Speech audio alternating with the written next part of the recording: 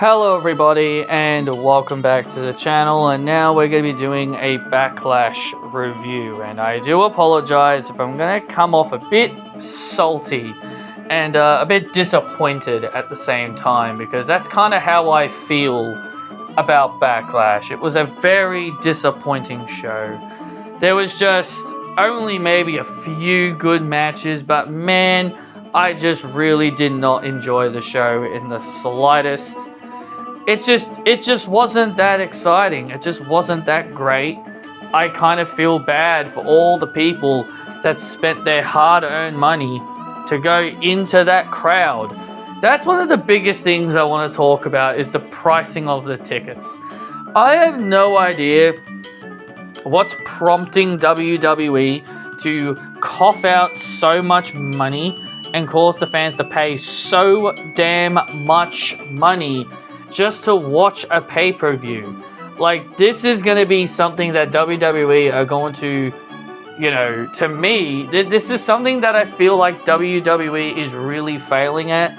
Because I just do not like it. I just do not like the amount of money they're forcing fans to pay. Like, they're paying shit tons of money just to make these people come to these shows. In my opinion, if I paid up that much money and got the show that I got, I would be utterly disappointed. It just shows you those people can either make a living or they somehow just had enough money to get by these tickets. But man, these ticket sales are ridiculous. From all the stuff I've been hearing about ticket sales and how WWE are making their tickets so damn pricey, I am not going to be surprised if I don't even go to the Australia show this year because of how incredibly pricey the tickets are going to be. Like, while I do want to go to the show, I'm very, very sure I'm not going to be able to go to Crown Jewel and even be at Raw and SmackDown, because they said it's going to be Raw and SmackDown and Crown Jewel. So, long story short, I just don't see myself really going because of how crazy these tickets are. But yeah, like, please WWE, lower the damn prices on your freaking tickets, man. Like, I'm starting to think fans are not going to be able to afford that kind of money. Like, people aren't going to always have that kind of money. Like, people aren't going to have the kind of money that WWE are expecting out of their customers when that time inevitably comes. But anyway, 5 matches on the card, man. I've complained about this before, and it's clear that Triple H ain't going to stop. These short pay-per-views need to stop. These small cards on a pay-per-view really need to stop. Please, just add a couple more matches. Like, why couldn't Zelina Vega defend her title against Chelsea Green? Because I'm pretty sure Chelsea Green is going to get a rematch at some point, because hey, we all know the no rematch clause rule has been broken so many times, even though they've said no more rematches for anyone that loses a title belt. But again, and also we just saw Fraxium beat Street Profits on SmackDown. Why couldn't they just book a match between them, like a rematch, at the Backlash pay-per-view? Like, I genuinely don't get it. Like, not even Jey Uso's defending his title at Backlash. Like, he's literally defending it at Saturday night's main event against Logan Paul. So instead of just having this match take place at a pay-per-view, they're having it take place at a glorified house show. And yes, I consider Saturday night's main event a glorified house show. They always have been glorified house shows, and they always will be glorified house shows. It's so darn stupid. It's so darn stupid. And also, here in Australia, we can't even watch Saturday night's main event. We can't even watch it. It's not even on Netflix, so it's not like I can watch these shows anyway. So, but yeah, like, seriously, these really need to stop. But Triple H ain't gonna stop. To him, the formula works, so he's just gonna keep doing it. And this is the problem, At least AEW give you, sure, maybe a little too many matches, but at least AEW give you enough matches that feel pay-per-view worthy. Sure, maybe not every single match, maybe not 10, 15, or however many they put on, like 10 to 12 matches, but I think the best average number for a pay-per-view should at least be 7 to 8, or maybe even 9 at max for a pay-per-view. That should really be the maximum. 7 to 8 should be the absolute maximum. But we started off the show with a fatal four-way between Jacob Fatu, LA Knight, Damian Priest, and Drew McIntyre. Apparently Drew McIntyre is injured. I heard that he could be dealing with some kind of injury. Speedy recover to him. So Jacob Fatu retains after the debut of a guy by the name of Jeff Cobb. I have no idea who this guy is, never even heard of him. Now, usually whenever someone from another promotion comes to WWE, I would know who these people are, but this guy, I genuinely don't have the foggiest idea on who this dude is. I've never seen this guy wrestle before. Apparently he did work for AEW briefly, because I did have to do a quick Google search on this dude when he debuted. So apparently he wrestled for AEW from 2022, 2023, and 2024. I was just like, well, I certainly don't remember him. I certainly do not remember him, because I certainly do not remember this guy at all. But apparently he was also a part of New Japan. Well, I guess that also explains why I don't know him, because I don't really watch a lot of New Japan. But regardless, I've never heard of this guy. I cannot believe we're still doing the Bloodline shenanigans in 2025. Here I thought the Bloodline storyline would be completely abolished. We're still relying on the old insert member, insert person joins the Bloodline shtick, even in the mid-card. It's still the same old stuff, even in the mid-card. So Jacob Fatu retains as Jeff Cobb, or whatever his name is, makes his SmackDown debut. I did hear all these rumors about some guy making his debut, but I wasn't really sure. So 2 years in a row now, we've seen someone debut at Backlash. Jeff Cobbs this year, and Tonga Loa last year. Who's going to debut at Backlash next year? Take your pick, everybody. Take your pick. Who is going to debut at the Backlash pay-per-view in 2026? Next up, we get the best match, and the only good match on the card. Well, when it comes to match quality, anyway. Lyra Valkyria and Becky Lynch for the Women's Intercontinental Championship. This was a great match. Despite this being the only women's match on the card, it was easily match of the night and easily the best match on the whole card. Generally, the Fatal 4-Way was fine. I'm just so sick of the outside interferences. Like, even in Fatal 4-Ways, we're still dealing with outside interferences. Like, this whole show outside of the Becky Lyra match was outside interferences. I'll be getting to that. Every match except for the Becky Lyra match was constant interferences. It was nothing but interferences.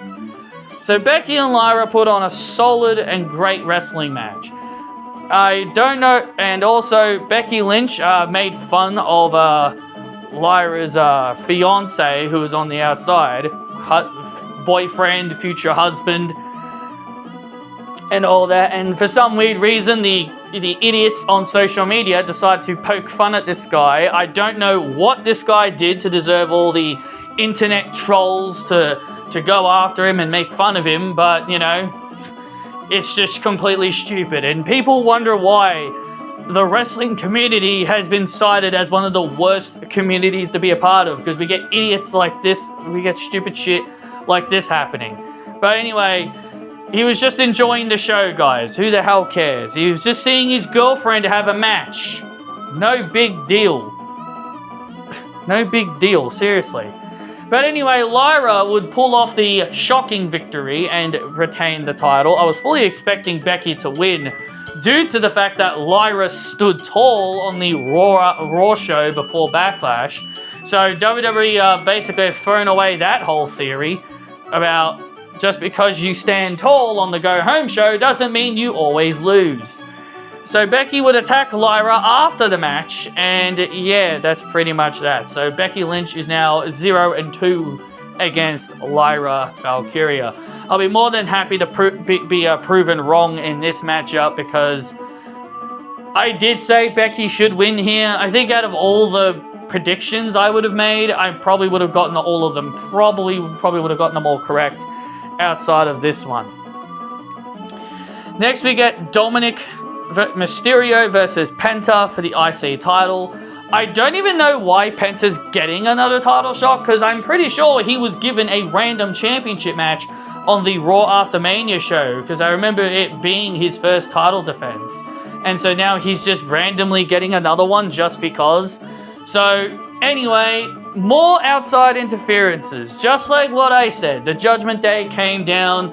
They were trying to help out Dom, and then Finn Balor. I don't know if this was completely done on purpose, but it looked like Finn was doing it on purpose. Like he purposely let them get caught by the referee. I have no idea what's going on here.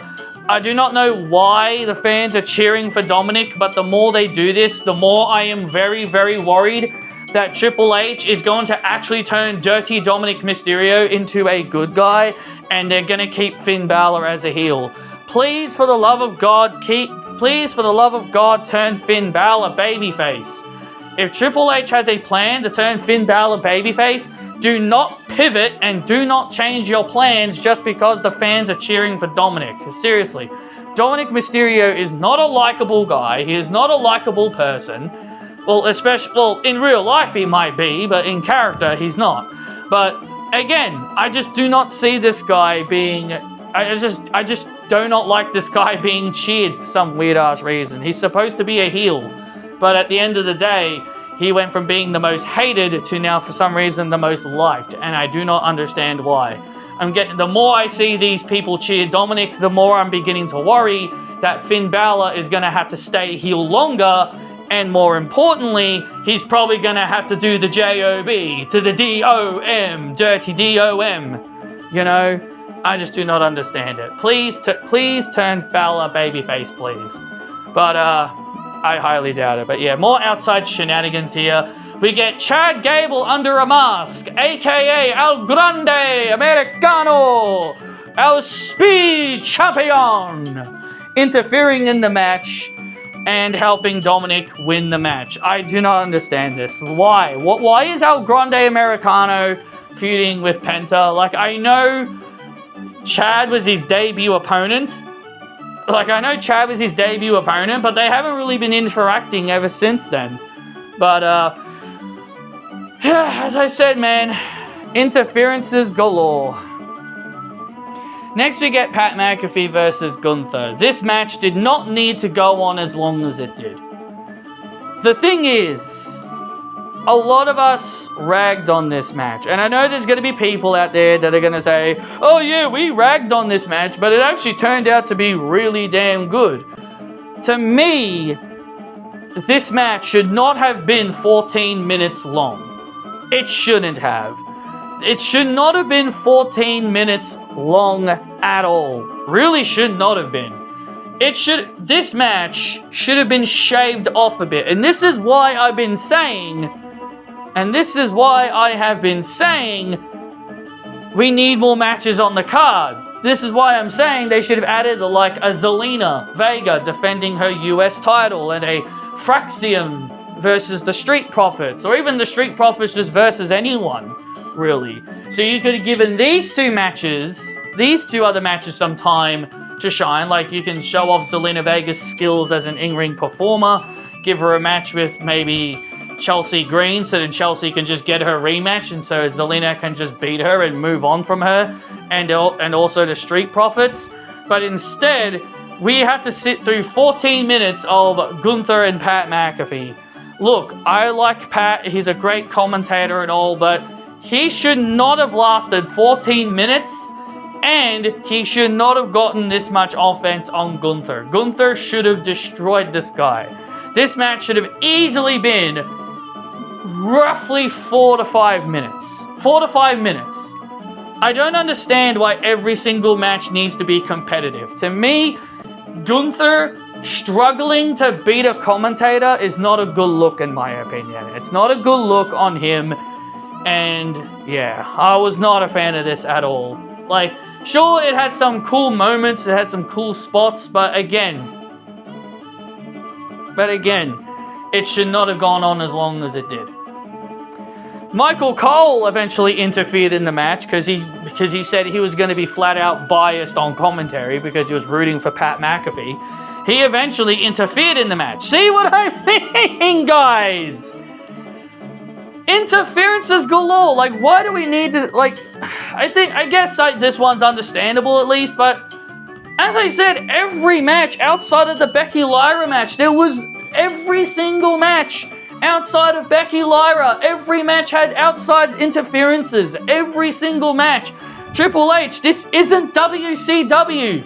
Freaking WCW did this shit all the time in WCW. Every match was outside interference from the NWO, even if it meant nothing. I guess AEW does it a little bit sometimes, but I get you. But seriously, it's so darn annoying. It's so darn annoying, especially if you're going to do it in every match. It gets annoying. It just gets annoying. Again, I understand why Michael Cole had to get involved in this because it was a part of the story. But again, it wouldn't have been an issue if the last few matches I talked about outside of Becky and Lyra did not have outside interferences. So Gunther eventually won after 14 minutes. In my opinion, this was not a good look. I don't think this helped. I don't think this made Gunther the monster he should be. To me, it only made him look weaker because he had a difficult time beating a commentator. That's how I look at it. Oh boy.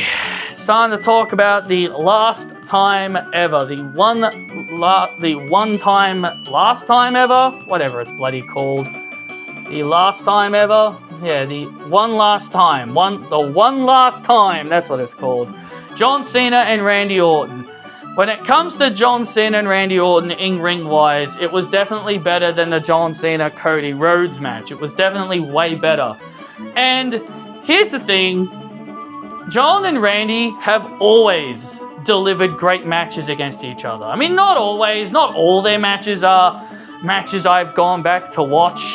I mean, I hardly ever go back and rewatch any of the Cena-Orton matches, but again, my point still stands. For the last 25 years, these two have had some great matches over the years. They've had some poor matches. This one is a bit average. This one was a bit of an average one. It was still alright. It was still passable. Still better than what John Cena and Cody Rhodes gave us at WrestleMania 41. I want to know how in the world is John Cena ruining wrestling by doing this stuff? Like I just genuinely don't understand the whole purpose of him trying to ruin wrestling.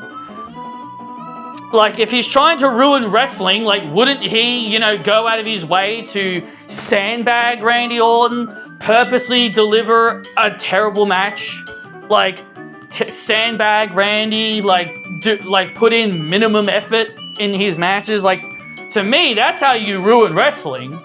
You ruin wrestling by doing the things that, are bad in wrestling. Sandbag your opponent. Put in the minimum effort to put on a good match, do the minimum amount for a good match. But it just felt like John and Randy were both actually trying to deliver a great match here. So I don't really understand how John Cena's ruining wrestling here. Listen, I knew Randy was going to lose this. I was not heading into this show expecting Randy Orton to come out victorious. But man, oh man, I got pissed off so many times in this match, considering how many times Randy had John Cena beat. Like, he had him beat like 3 freaking times throughout the match.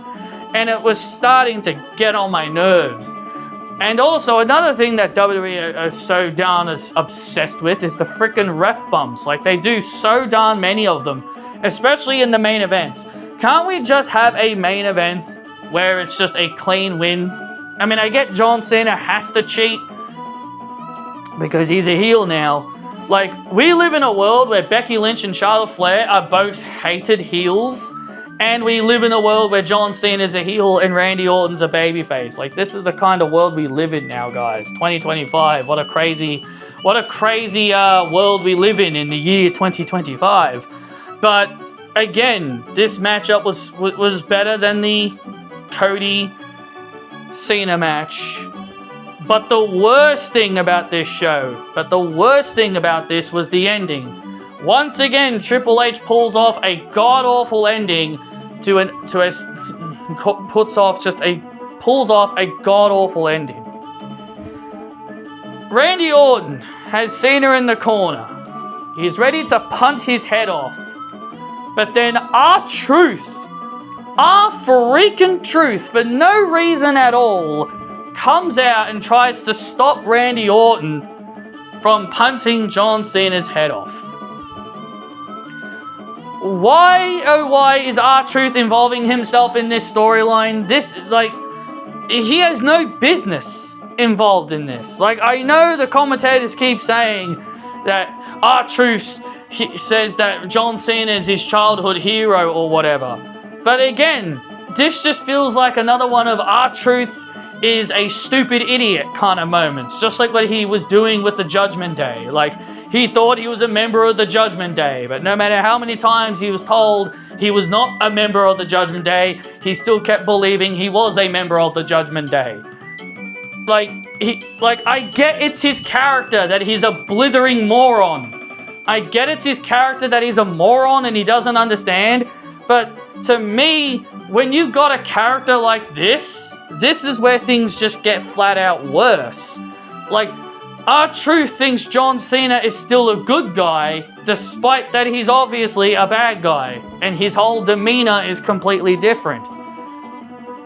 So, Randy Orton lost because of R-Truth. R-Truth being the reason why Randy Orton could not win the championship angered me so much. I knew, and as I said, I knew Randy wasn't going to win, but it angered me so much that this blithering moron, R-Truth, had to be the reason he didn't win. I can accept John Cena cheating to win against Randy, but did R-Truth need to be the reason? And then WWE, and then I saw a report, and it sounds like it's going to be true after the press conference, that they literally had said that the planned matches for Saturday night's main event are going to be John Cena versus R-Truth and Jey Uso versus Logan Paul. And you wonder why. Will Ospreay said what he said about WWE. And you wonder why Will Ospreay said what he said about WWE. How in the world can you look at these two matches and say, yep, this is what I want. Yep, this is exactly what I want to see on my television. It's completely stupid. The year is 2025 and John Cena is going to be in a feud with R-Truth. Listen, R-Truth is a talented wrestler. He's a talented wrestler, but God, he's just a blithering idiot sometimes. And he is the exact opposite of Harley Cameron. He is the exact opposite of Harley Cameron. Harley Cameron is funny and entertaining.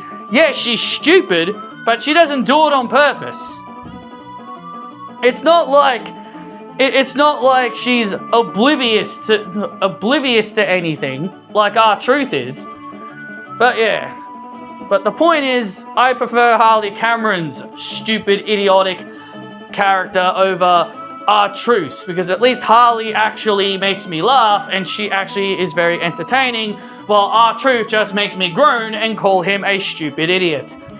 So, yeah, very, very shitty way to end the main event. As usual, Triple H puts on a poor show. Lyra and Becky were the only good thing about the show because they were the only match that did not have outside interference. I was kind of expecting Bayley to come out. I was kind of expecting Bayley to get involved, but or I thought like she was going to come out after the match when Becky was attacking Lyra. But anyway, guys, thank you all for watching. I hope you guys enjoyed. Hit that thumbs up. Let me know your thoughts down below. And I will see you all in the next part.